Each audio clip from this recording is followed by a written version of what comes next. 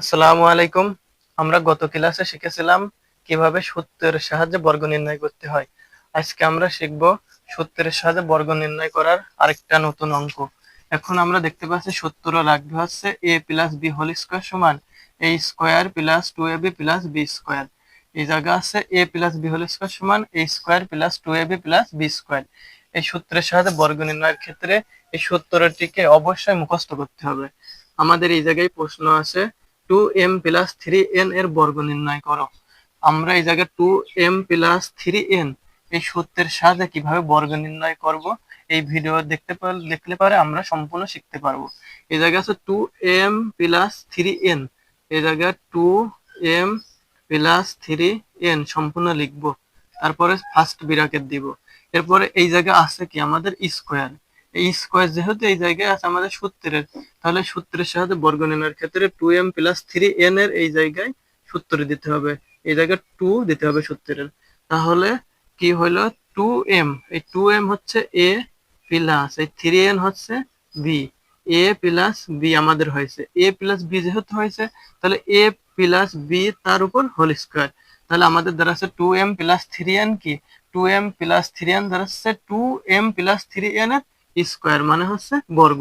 আমাদের কিন্তু বর্গ ফর্মুলা হয়ে গেছে।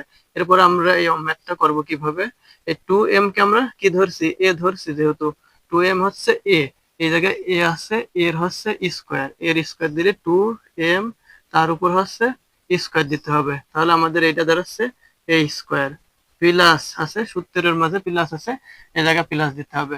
সূত্রের প্রথমে আছে 2, এই জায়গায় 2 দিতে হবে। এরপর a আছে হচ্ছে 2m, এই জায়গায় প্লাস তারপরে 2 ইনটু a কি আমাদের a হচ্ছে a আছে 2 এর পরে a, যেহেতু a আছে আমাদের a হচ্ছে 2m ইনটু এটা হচ্ছে a, তাহলে হচ্ছে দাঁড়াচ্ছে স্কয়ার প্লাস 2a। এরপর আমাদের সূত্র আছে b আছে হচ্ছে 3n, এটা হচ্ছে b ইনটু প্লাস দিতে হবে, প্লাস আছে প্লাস দিতে হবে।